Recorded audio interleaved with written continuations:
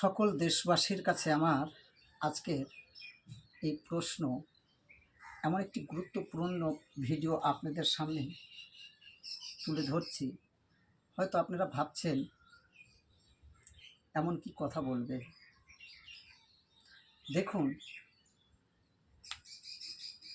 এই কথাটি হচ্ছে সুস্থ সবলদের জন্যে, যারা সুস্থ সবল একাই চলতে পারে, চলতে পারে, ফিরতে পারে, খেতে পারে, তাদের জন্যে সরকার অনেক ধরনের প্রকল্প চালু করেছে, যেন তারা আরও ভালো করে উঠতে পারে, দাঁড়াতে পারে।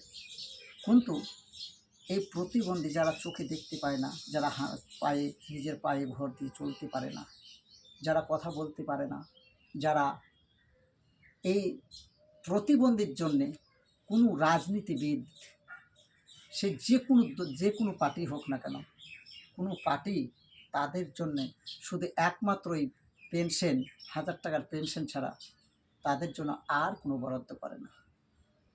কি করে? যখন ভোট আসে তখন সকল রাজনীতিবিদরা এসে, একদিন হয়তো আরেক পার্টি আসবে, তারপর আরেক পার্টি আসবে, বলবে দাদা আমাকে ভোটটা দেন।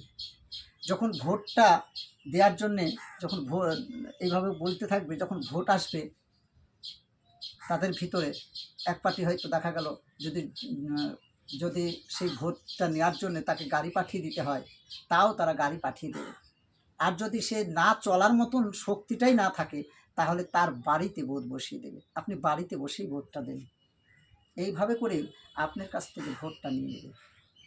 যেদিন ভোটটা নিয়ে নিল, তারপর থেকে আপনি যদি সেই ঘরে গলে পচেও যান, আপনারা আর খোঁজ নেবেন না। আপনাকে শুধু একটাই নেবে, কি? প্রতিবন্ধী যে ভাতা, যে অসুস্থতার যে ভাতাগুলো, পেনশনগুলো, 1000 টাকা, এই পেনশনগুলো আপনাকে যাতে পান, এটা হয়তো একটু দেখবে। তাছাড়া যারা প্রতিবন্ধী, যারা বিকল্প আছে, যারা একটু পড়াশোনা করেছে, তাদেরকে হয়তো খুব জোর একটা লোন দেবে, তাও চাকরিজীবী গ্রান্টার লাগবে।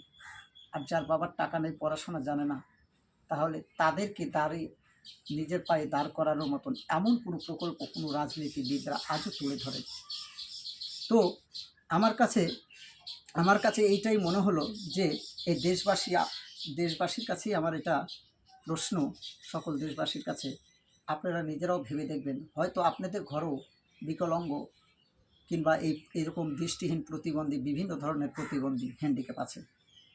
তো আপনারা একটু, যদি আমার এই কথাটা সত্য হয়, আমার কথাটা যদি ভুল না বলে থাকি, যদি ভালো লাগে, তাহলে আপনারা শেয়ার করবেন, প্রচুর মাত্রায় শেয়ার করবেন এবং সাবস্ক্রাইব করবেন।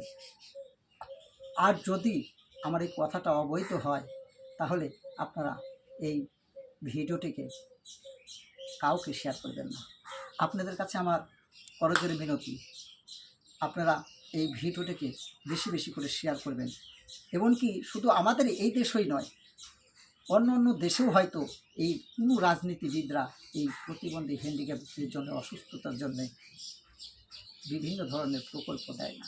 তাই আমার কাছে এই জিনিসটা মনে হলো বলেই আপনাদের কাছে এই ভিডিওটা আমি দিলাম। নমস্কার।